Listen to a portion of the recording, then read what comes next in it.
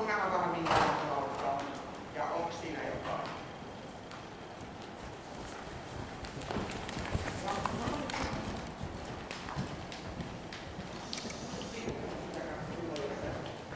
Tää niin vapaa alas. Näin mitä ulos ajattelemaan ja olen suoraan. Ja tehdään muutama ihan kevyt suora päällä. Ihan siirtyminen kevyt ravilaukka. Kevyt hommi. Ajattelut taakse ylös. Silloin se pitää olla vielä tarkoitus sen kevennyksen kanssa, että istut pyöräiselään alas, etsit se vahingoittuu vaihtoehto. Selvä? Jalat. Joo, ajattelen hyvä. Aivan tulee liikaa sisään. Henkä ulos turkaan. Hyvä Jenni, te omalla tavalla täyspaino siellä ympyräuralla. Ja ensin kierros käsiä. Oikein kierroksessa ja sitten aloitetaan tuolla sama.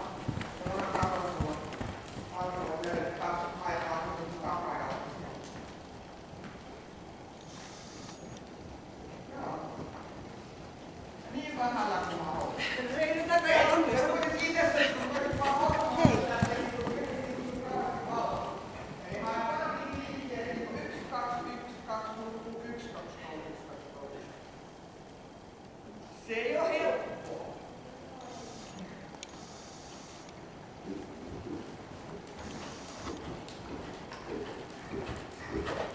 Laske sitä ohjaa ihan reikki. Pidä sitä pois.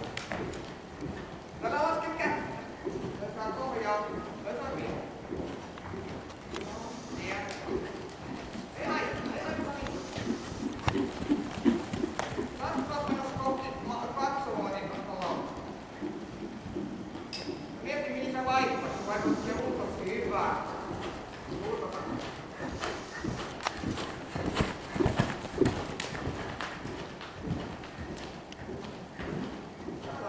Myöntää sisältä, myöntää ulkoa. Ajattele hitaammin enkä. Sen sijaan, että sä tekisit näin, niin teet näin. Heti, muista, että mulla on suorituspaine, että tästä ei saa mitään pisteitä. Tuoskin niinku ravissä saattaa hetkittäin kunnolla, mutta sitten tuossa laumassa kun menee vähän löysemmällä ohjalla, niin se vaan niinku...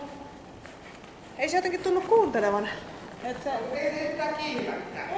Ei niin. Mut ei ole